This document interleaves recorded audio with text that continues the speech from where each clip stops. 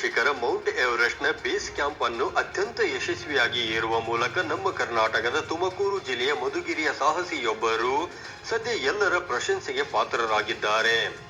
ಹೌದು, ಪ್ರಪಂಚದ ಅತಿ ಎತ್ತರದ ಪರ್ವತ ಶ್ರೇಣಿಯಾದ ಹಿಮಾಲಯ ಪರ್ವತದ ಮೌಂಟ್ ಎವರೆಸ್ಟ್ ಶಿಖರವು ಸಮುದ್ರ ಮಟ್ಟದಿಂದ 8,849 ಮೀಟರ್ ಅಂದರೆ 29,031 ಅಡಿ ಎತ್ತರವಿದೆ.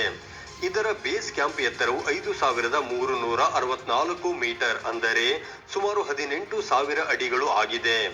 ಬೇಸ್ ಕ್ಯಾಂಪ್ಗೆ ಚಾರಣ ಹೋಗಲು ಸಾಕಷ್ಟು ಮಾನಸಿಕವಾಗಿ ಹಾಗೂ ದೈಹಿಕವಾಗಿ ಸದೃಢತೆ ಬೇಕು. ಮೈ ಕೊರೆಯುವ ಚಳಿ, ಆಮ್ಲಜನಕದ ಕೊರತೆ, ಭೂಕುಸಿತ, ನೀರು ಹಾಗೂ ಆಹಾರದ ಅಭಾವಕ್ಕೆ ಹೊಂದಿಕೊಂಡು ದೈತ್ಯ ಪರ್ವತಗಳ ಚಾರಣ ಮಾಡುವುದು ಸಾಹಸಮಯ ಕೆಲಸವೇ ಸರಿ.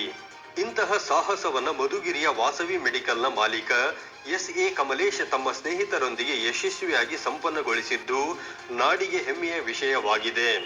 ಎಸ್.ಎ. ಕಮಲೇಶ್ ಅವರು ಭಾರತ ದೇಶವನ್ನು ಪ್ರತಿನಿಧಿಸಿ ಹಿಮಾಲಯ ಪರ್ವತದ 160 ಕಿಲೋಮೀಟರ್ನ ಚಾರಣವನ್ನ ಯಶಸ್ವಿಯಾಗಿ ಮುಗಿಸಿ ಹಲವಾರು ಜನರ ಮತ್ತು ಸಂಘ ಸಂಸ್ಥೆಗಳ ಪ್ರಶಂಸೆಗೆ ಸದ್ಯ ಪಾತ್ರರಾಗಿದ್ದಾರೆ.